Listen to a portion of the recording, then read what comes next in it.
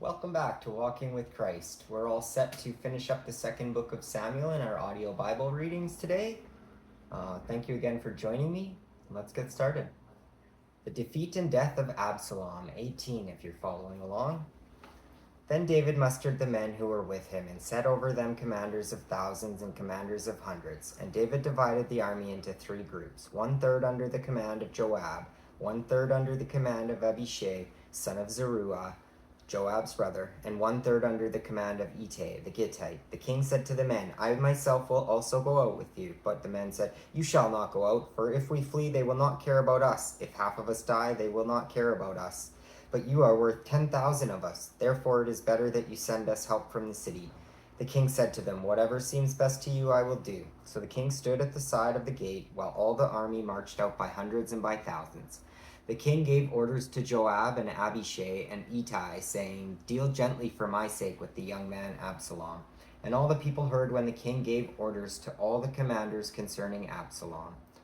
So the army went out into the field against Israel, and the battle was fought in the forest of Ephraim. The men of Israel were defeated there by the servants of David, and the slaughter there was great on that day, 20,000 men. The battle spread over the face of all the country, and the forest claimed more victims that day than the sword. Absalom happened to meet the servants of David. Absalom was riding on his mule, and the mule went under the thick branches of a great oak. His head caught fast in the oak, and he was left hanging between heaven and earth.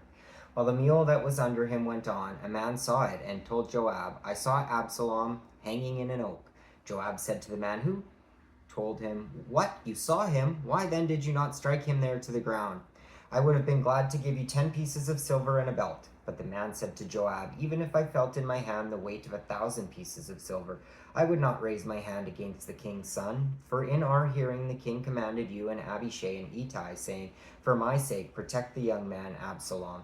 On the other hand, if I had dealt treacherously against his life, then you yourself would have stood aloof. Joab said, I will not waste time like this with you. He took 3 spears in his hand and thrust them into the heart of Absalom, while he was still alive in the oak. And 10 young men, Joab's armor-bearers, surrounded Absalom and struck him and killed him.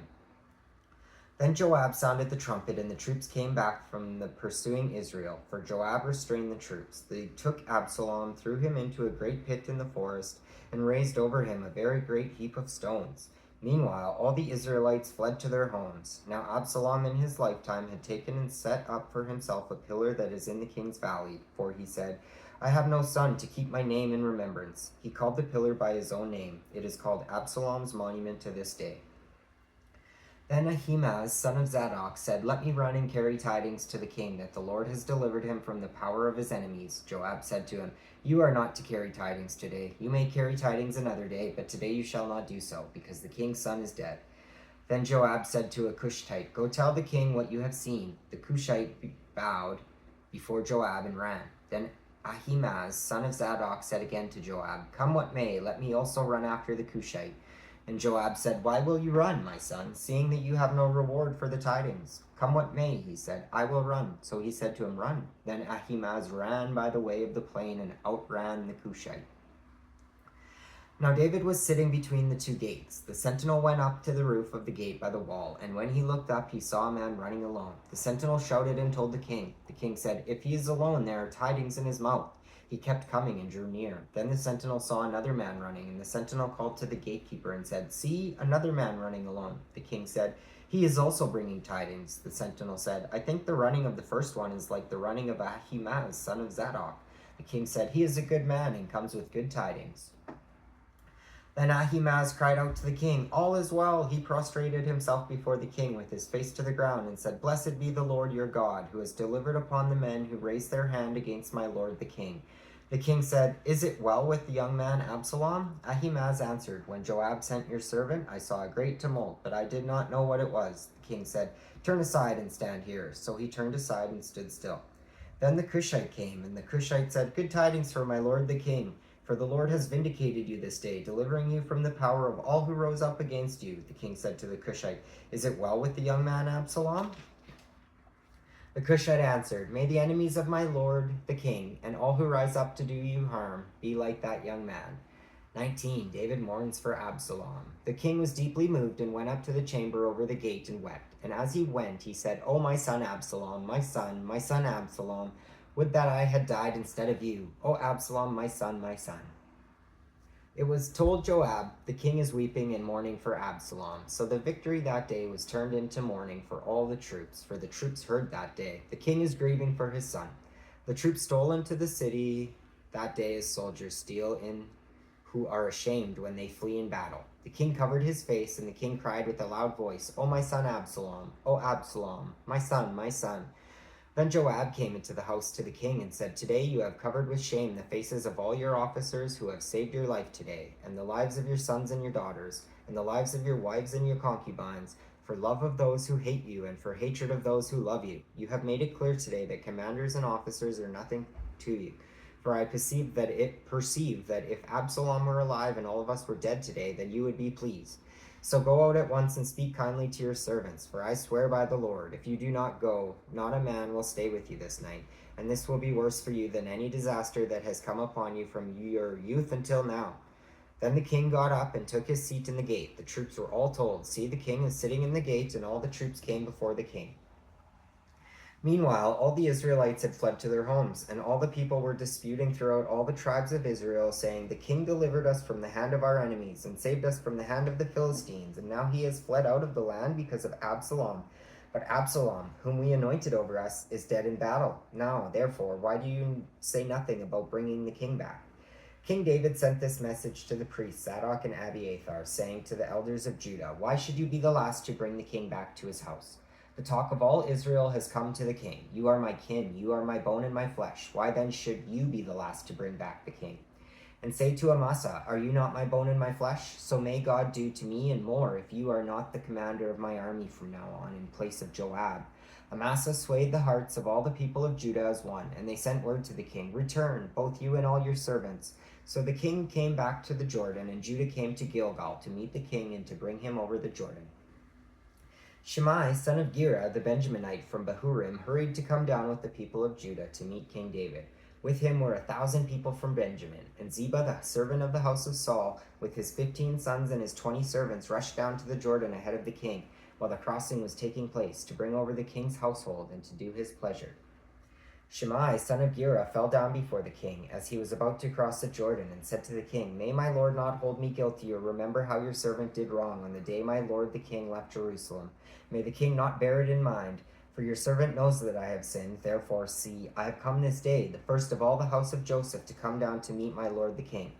Abishai, son of Zeruiah, answered, "Shall not Shimei be put to death for this, because he cursed the Lord's anointed?" But David said, "What have I to do with you, you sons of Zeruiah, that you should today become an adversary to me? Shall anyone be put to death in Israel this day? For do I not know that I am this day king over Israel?" The king said to Shimei, "You shall not die." And the king gave him his oath.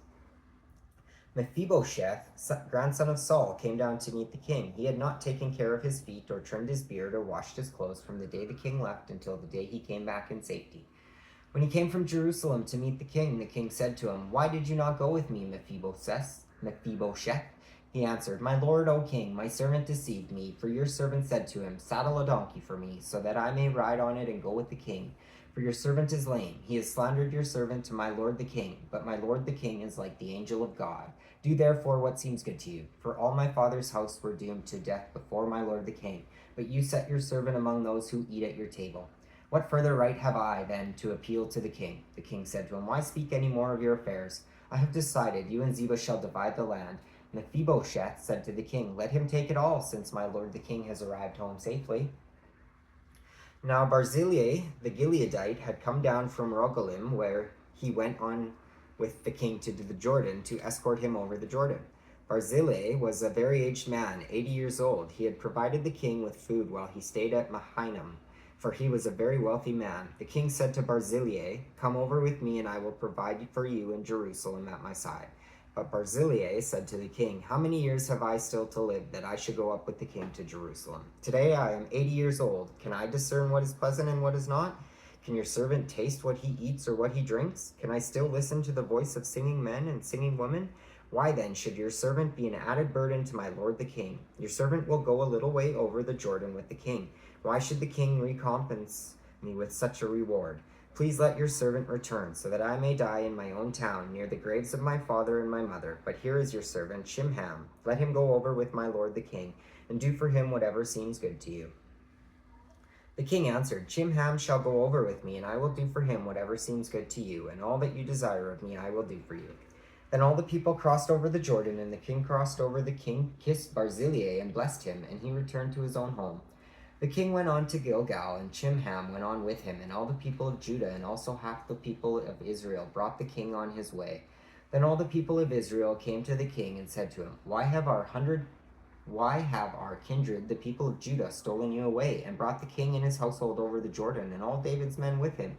All the people of Judah answered the people of Israel, Because the king is near of kin to us. Why then are you angry over this matter? Have we eaten at all the king's expense? Or has he given us any gift? But the people of Israel answered the people of Judah, We have 10 shares in the king, and in David also we have more than you. Why then did you despise us?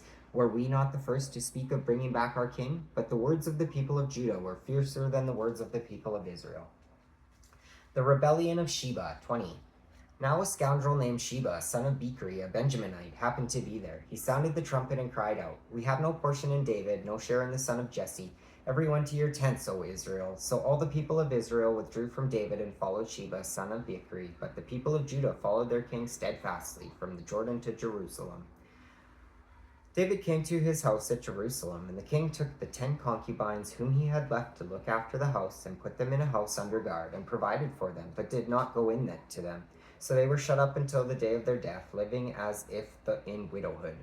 Then the king said to Amasa, Call the men of Judah together to me within 3 days, and be here yourself. So Amasa went to summon Judah, but he delayed beyond the set time that had been appointed him. David said to Abishai, Now Sheba, son of Bichri, will do us more harm than Absalom. Take your lord's servants and pursue him, or he will find our fortified cities for himself and escape from us. Joab's men went out after him, along with the Cherethites, the Pelethites, and all the warriors. They went out from Jerusalem to pursue Sheba, son of Bichri. When they were at the large stone that is in Gibeon, Amasa came to meet them. Now Joab was wearing a soldier's garment, and over it was a belt with a sword in its sheath fastened at his waist. As he went forward, it fell out. Joab said to Amasa, Is it well with you, my brother? And Joab took Amasa by the beard with his right hand to kiss him. But Amasa did not notice the sword in Joab's hand. Joab struck him in the belly so that his entrails poured out on the ground, and he died. He did not strike a second blow. Then Joab and his brother Abishai pursued Sheba, son of Bichri, and one of Joab's men took his stand by Amasa and said, Whoever favors Joab and whoever is for David, let him follow Joab. Amasa lay wallowing in his blood on the highway, and the men saw that all the people were stopping. Since he saw that all who came by him were stopping, he carried Amasa from the highway into a field and threw a garment over him. Once he was removed from the highway, all the people went on after Joab to pursue Sheba, son of Bichri. Sheba passed through all the tribes of Israel to Abel of Beth-Makkah, and all the Bichrites assembled and followed him inside. Joab's forces came and besieged him in Abel of Beth-Makkah. They threw up a siege ramp against the city, and it stood against the rampart. Joab's forces were battering the wall to break it down. Then a wise woman called from the city, Listen, listen, tell Joab, Come here, I want to speak to you. He came near her, and the woman said, Are you Joab? He answered, I am. Then she said to him, Listen to the words of your servant. He answered, I am listening. Then she said, They used to say in the old days, Let them inquire at Abel, and so they would settle a matter. I am one of those who are peaceable and faithful in Israel. You seek to destroy a city that is a mother in Israel. Why will you swallow up the heritage of the Lord? Joab answered, Far be it from me, far be it, that I should swallow up or destroy. That is not the case. But a man of the hill country of Ephraim, called Sheba, son of Bichri, has lifted up his hand against King David. Give him up alone, and I will withdraw from the city. The woman said to Joab, His head shall be thrown over the wall to you. Then the woman went to all the people with her wise plan, and they cut off the head of Sheba, son of Bichri, and threw it out to Joab. So he blew the trumpet, and they dispersed from the city, and all went to their homes, while Joab returned to Jerusalem to the king. Now Joab was in command of all the army of Israel. Benai, son of Jehoiada, was in command of the Cherethites and the Pelethites. Adoram was in charge of the forced labor. Jehoshaphat, son of Ahilud, was the recorder. Sheba was secretary. Zadok and Abiathar were priests. and Ira the Jerite was also David's priest. David avenges the Gibeonites. 21. Now there was a famine in the days of David for 3 years, year after year, and David inquired of the Lord. The Lord said, "There is blood guilt on Saul and on his house, because he put the Gibeonites to death." So the king called the Gibeonites and spoke to them. David said to the Gibeonites, "What shall I do for you? How shall I make expiation that you may bless the heritage of the Lord?"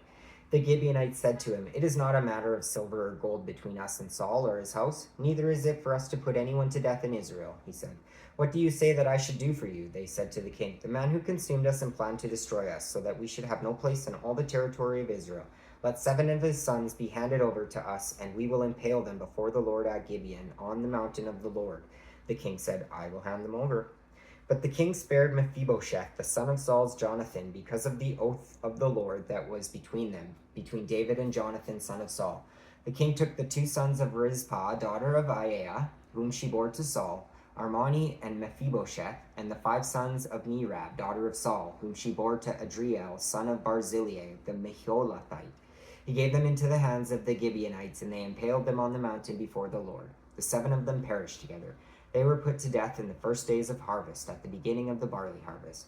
Then Rizpah, the daughter of Aiah, took sackcloth and spread it on a rock for herself. From the beginning of harvest until rain fell on them from the heavens, she did not allow the birds of the air to come on the bodies by day, or the wild animals by night.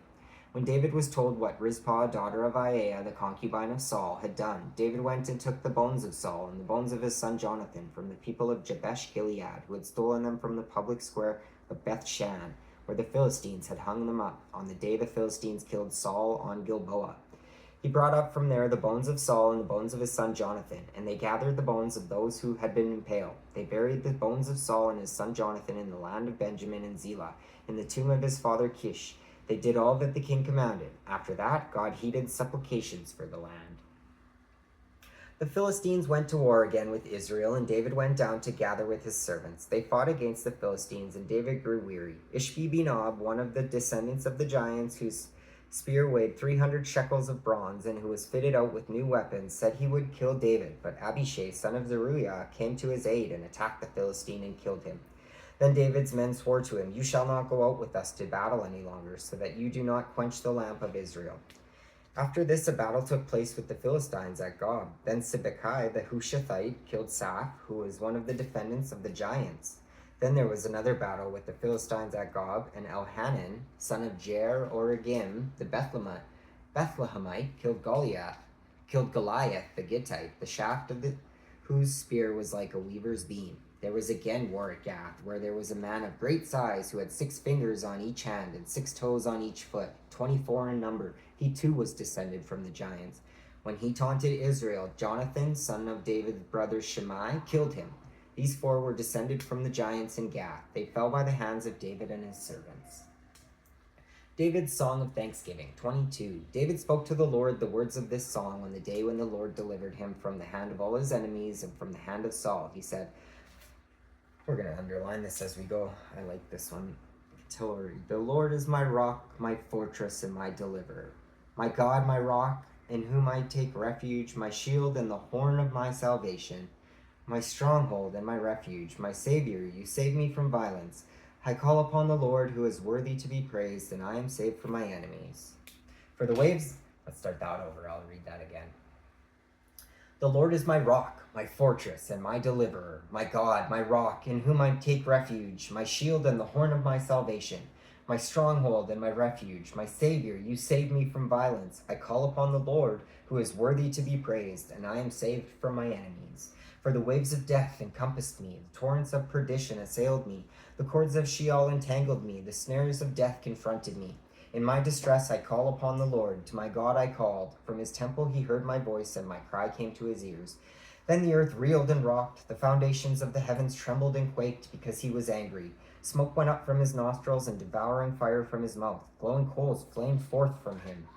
He bowed the heavens and came down. Thick darkness was under his feet. He rode on a cherub and flew. He was seen upon the wings of the wind. He made darkness around him a canopy, thick clouds, a gathering of water. Out of the brightness before him, coals of fire flamed forth. The Lord thundered from heaven. The Most High uttered his voice. He sent out arrows and scattered them, lightning and routed them. Then the channels of the sea were seen. The foundations of the world were laid before at the rebuke of the Lord, at the blast of the breath of his nostrils. He reached from on high. He took me. He drew me out of mighty waters. He delivered me from my strong enemy, from those who hated me, for they were too mighty for me. They came upon me in the day of my calamity, but the Lord was my stay. He brought me out into a broad place. He delivered me because he delighted in me. The Lord rewarded me according to my righteousness, according to the cleanliness of my hands. He recompensed me. For I have kept the ways of the Lord, and have not wickedly departed from my God. For all his ordinances were before me, and from his statutes I did not turn aside. I was blameless before him, and I kept myself from guilt. Therefore the Lord has recompensed me according to my righteousness, according to my cleanness in his sight. With the loyal you show yourself loyal, with the blameless you show yourself blameless. With the pure you show yourself pure, and with the crooked you show yourself perverse. You deliver a humble people, but your eyes are upon the haughty to bring them down. Indeed, you are my lamp, O Lord. The Lord lightens my darkness. By you I can crush a troop, and by my God I can leap over a wall. This God, his way is perfect. The promise of the Lord proves true. He is a shield for all who take refuge in him. For who is God but the Lord, and who is a rock except our God? The God who has girded me with strength has opened wide my path.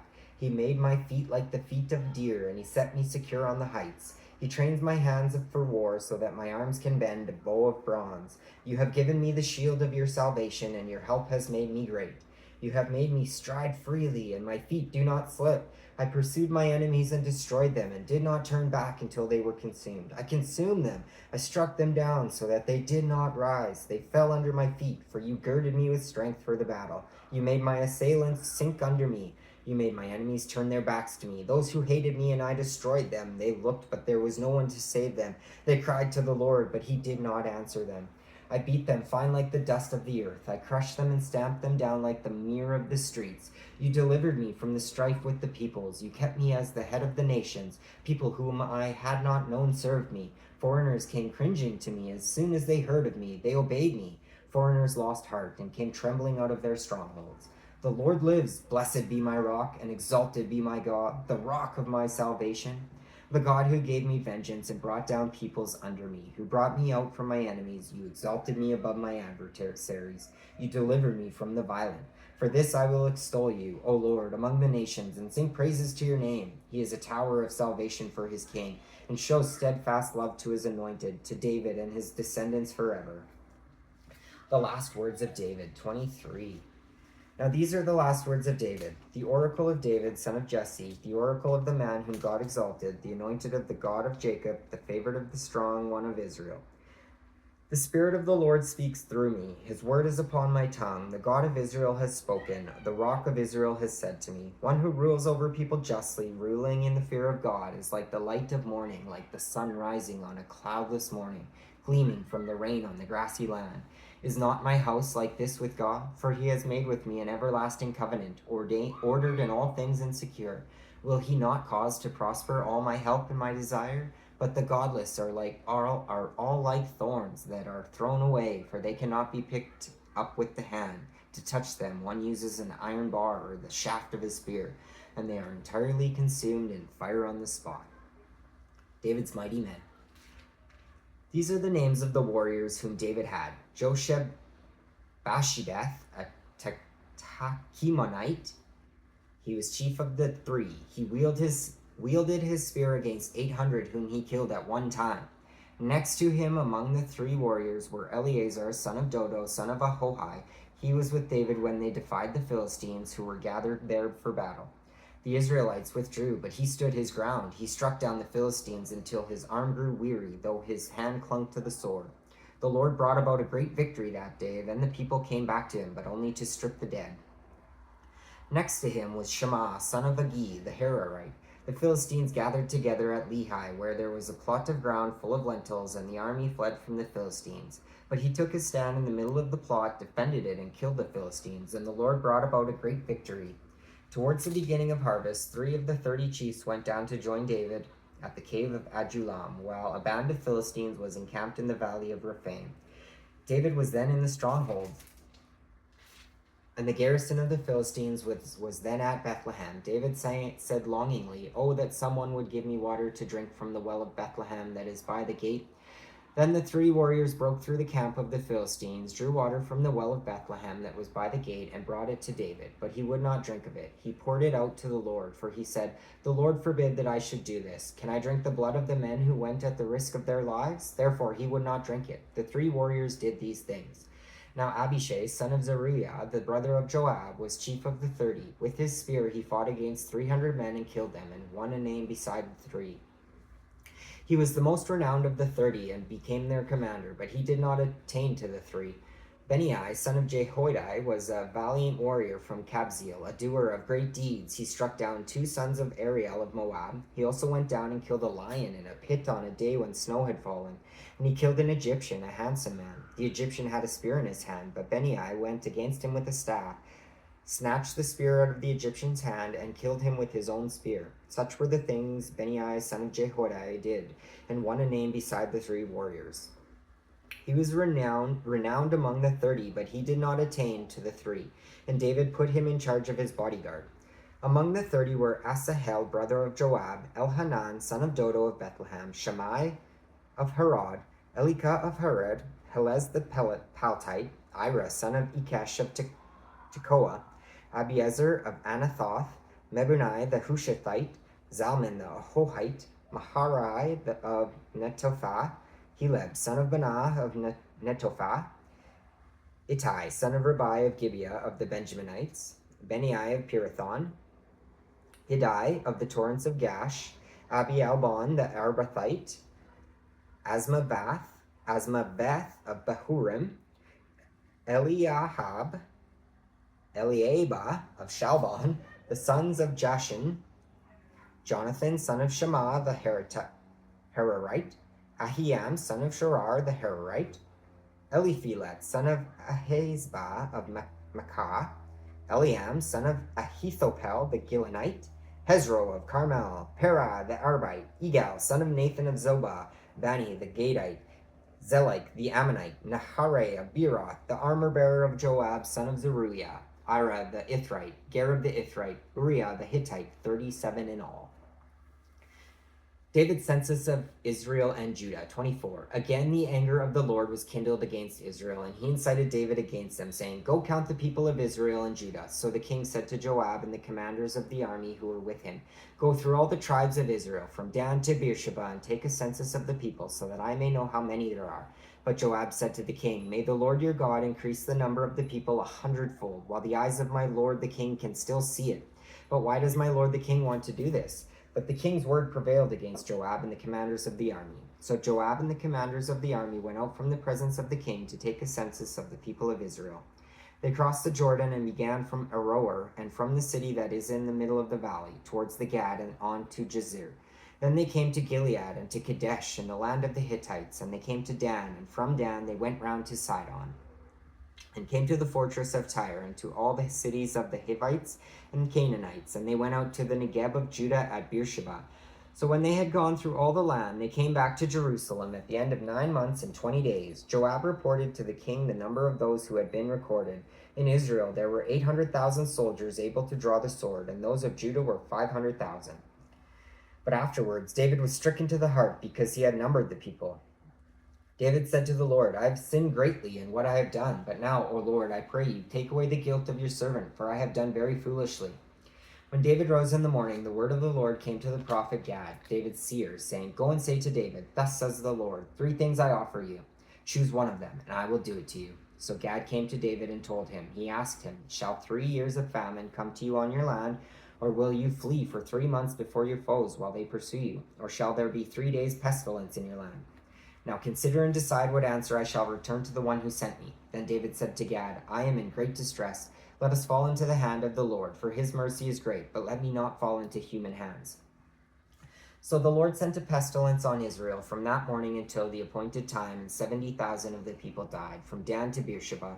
But when the angel stretched out his hands towards Jerusalem to destroy it, the Lord relented concerning the evil, and said to the angel who was bringing destruction among the people, "It is enough. Now stay your hand." The angel of the Lord was then by threshing by the threshing floor of Araunah the Jebusite. When David saw the angel who was destroying the people, he said to the Lord, I alone have sinned, and I alone have done wickedly. But these sheep, what have they done? Let your hand, I pray, be against me and against my father's house. That day Gad came to David and said to him, Go up and erect an altar to the Lord on the threshing floor of Araunah the Jebusite. Following Gad's instructions, David went up as the Lord had commanded. When Araunah looked down, he saw the king and his servants coming towards him, and Araunah went out and prostrated himself before the king with his face to the ground. Araunah said, Why has my lord the king come to his servant? David said, To buy the threshing floor from you in order to build an altar to the Lord, so that the plague may be averted from the people. Then Araunah said to David, Let my lord the king take and offer up what seems good to him. Here are the oxen for the burnt offering, and the threshing sledges, and the yokes of the oxen for the wood. All this, O king, Araunah gives to the king. And Araunah said to the king, May the Lord your God respond favorably to you. But the king said to Araunah, No, I will buy them from you for a price. I will not offer burnt offerings to the Lord my God. They cost me nothing. So David bought the threshing floor and the oxen for 50 shekels of silver. David built there an altar to the Lord and offered burnt offerings and offerings of well-being. So the Lord answered his supplication for Israel, for the land, and the plague was averted from Israel. And that's it for the end of the second book of Samuel.